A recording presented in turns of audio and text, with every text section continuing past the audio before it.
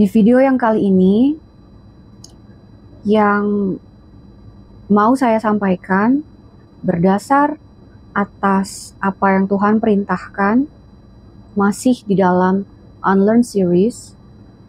Proses selanjutnya adalah repentance atau pertobatan. Saya ketika mendengar kata pertobatan, untuk di video yang ketiga ini, saya menanyakan kepada Tuhan kenapa pertobatan disampaikan pada proses yang ketiga. Kenapa tidak dari awal bertobat terlebih dahulu? Lalu Tuhan menjelaskan bahwa sebelum seseorang pada akhirnya dengan kesungguhan hati, kerelaan hati untuk berubah tingkah lakunya, hidupnya, semua hal di dalam proses pertobatan tersebut, mereka membutuhkan proses yang lebih mendasar, proses untuk mengubah pola pikir, proses untuk pembersihan di dalam pikiran dan hati, proses untuk merelakan diri untuk diubahkan, proses untuk penyerahan diri. Dan hal itu hanya bisa terjadi melalui proses yang pertama dan yang kedua sebelum pertobatan ini. Karena di dalam proses forget the old, lalu obedient, itu adalah proses awal untuk dengan sukarela mau mendengarkan Tuhan dan melakukan hal yang diperintahkan Tuhan. This willingness, kerelaan inilah yang bisa membuka seseorang untuk kembali kepada Tuhan. Karena repentance atau pertobatan itu tidak hanya soal Tuhan aku mohon ampun, Tuhan aku minta maaf. Repentance atau pertobatan adalah mengubah seseorang dari atas ke bawah, dari bawah ke atas. Mengubah sepenuhnya 180 derajat. Segala sesuatu yang pernah dilakukan, yang menyakiti hati Tuhan, yang jahat di mata Tuhan, betul-betul dengan sukarela, dengan kesungguhan, tidak lagi akan dan mau untuk dilakukan. That's truly repentance. Itu adalah pertobatan yang sesungguhnya. Kerelaan itu tidak akan terjadi pada seseorang yang masih setengah-setengah.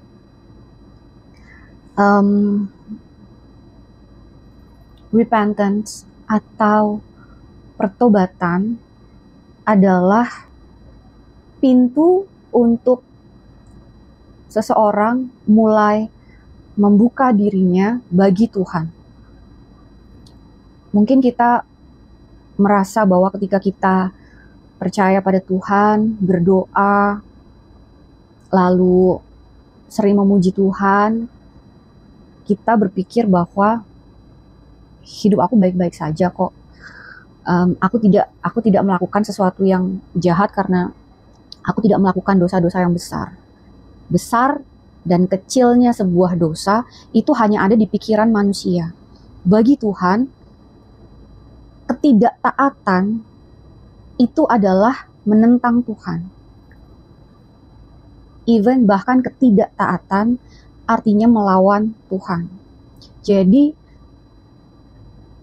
melakukan dosa atau sesuatu yang tidak berkenan di hadapan Tuhan itu bukan soal besar dan kecil. Memang manusia itu sangat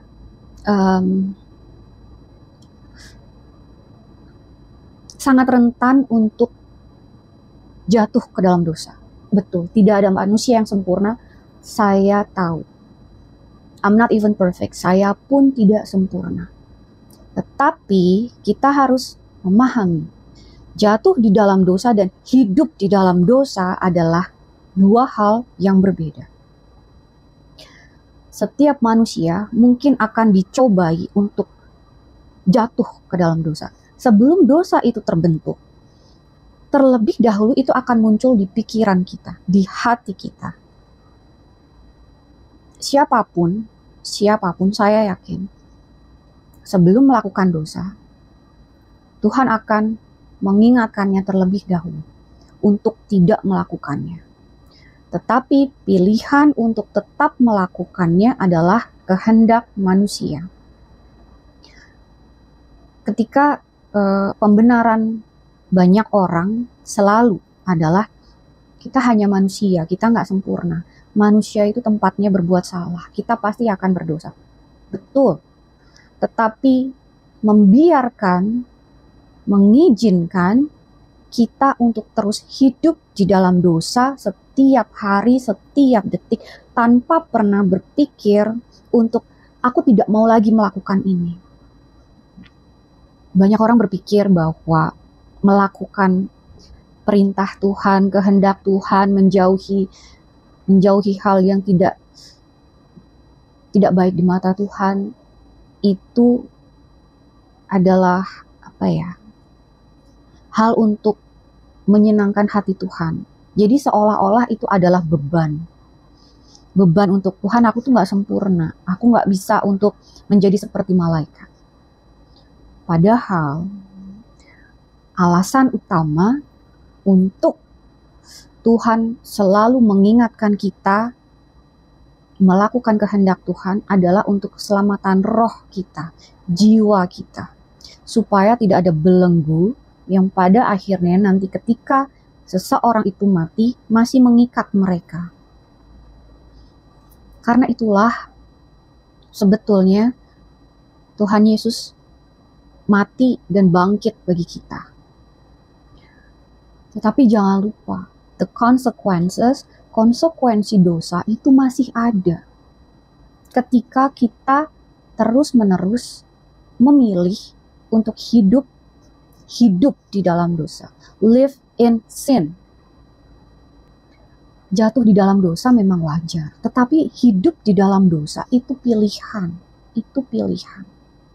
Lalu selanjutnya, di dalam proses pertobatan ini, kalau yang menjadi pertanyaan adalah, lalu yang kayak gimana? Yang seperti apa yang disebut dosa atau yang tidak berkenan di hadirat Bapa di sorga? Jawabannya adalah Tuhan sendiri yang akan memberitahu. Ketika seseorang itu sungguh-sungguh, dengan kerelaan hati dan kesungguhan, mengikuti proses-proses ini, tahap-tahap pemurnian ini, pada tahap pertobatan, dan dia betul-betul bersungguh-sungguh membuktikan kepada Tuhan bahwa dia betul-betul bertobat, Tuhan akan menunjukkan bagian-bagian mana yang Tuhan tidak berkenan dan harus dihancurkan, harus ditinggalkan, harus dihapuskan, tidak lagi untuk dilakukan. Semua itu tidak akan dibuka oleh Tuhan. Satu persatu akan diterangi oleh Tuhan. This part. Dan cara Tuhan bekerja itu hampir tidak pernah akan membuka semuanya dalam satu waktu. Tuhan akan memberitahu satu hal sampai itu dihancurkan. Sebelum itu dilakukan, Tuhan tidak akan bergerak ke proses yang selanjutnya. Dan ada kalanya situasi kita akan betul-betul terasa sangat berat sampai kita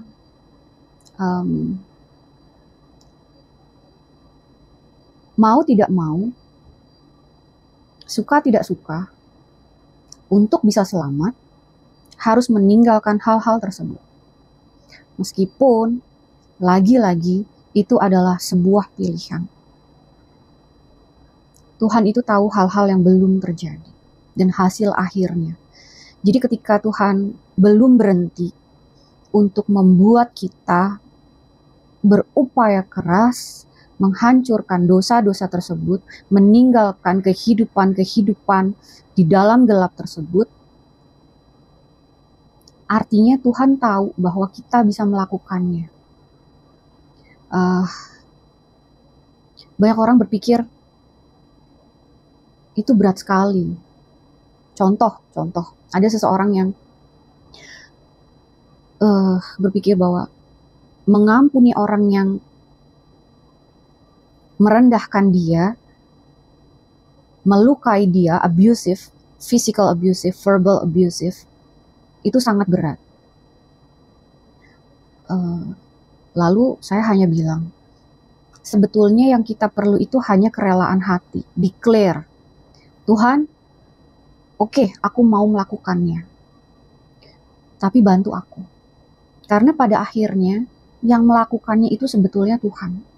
Yang perlu kita lakukan adalah di pikiran, mengatur pikiran kita dengan mendeklarasikan, God, I declare, I want to do this, I want to forgive. Lalu di hati kita, yang mengubahkan hati kita, rasa sakit hati dan sebagainya, adalah Tuhan.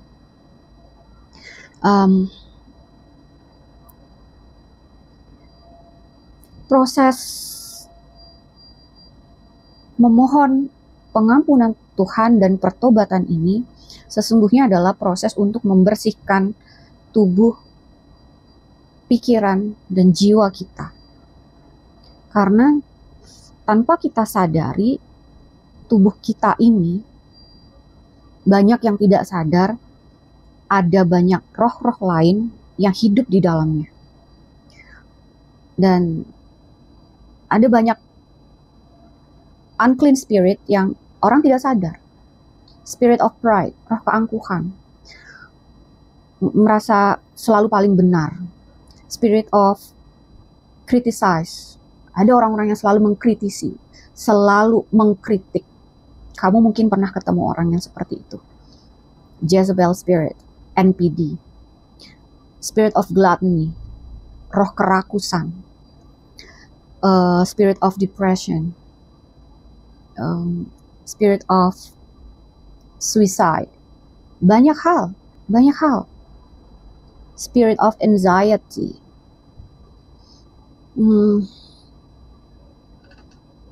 hal-hal itulah yang sebetulnya